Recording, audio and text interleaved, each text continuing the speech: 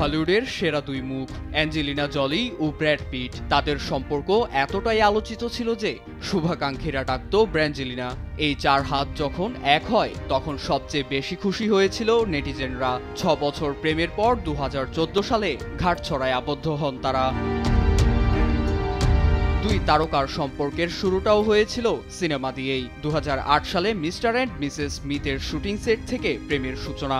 লাস ভেগাসের Hollywood hill হয়ে ওঠে তাদের প্রেমের সাক্ষী। বিয়ের জন্য একসাথে কিনেছিলেন বাড়িও, তবে সেই বাড়িতে দীর্ঘদিনের পথ চলা আর হলো না। বছর শেষের মাত্র একদিন আগে ৩০ ডিসেম্বর কোটি কোটি ভক্তের মন ভেঙে ডিভোর্স নেন এই যুগল। মূলত বিয়ের মাত্র ২ বছরের মাথায় ২০১৬ সালেই গুঞ্জন ওঠে বিবাহ বিচ্ছেদের। গুঞ্জন নয়, ২ সন্তান ও নিজের উপর অত্যাচারের অভিযোগে সে বছর পিটের বিরুদ্ধে একটি অভিযোগ দায়ের করেন জলি। এমনকি বিবাহ বিচ্ছেদের জন্য আবেদন করেছিলেন বলেও জানিয়েছিলেন জলির উকিল জেমস সিমন।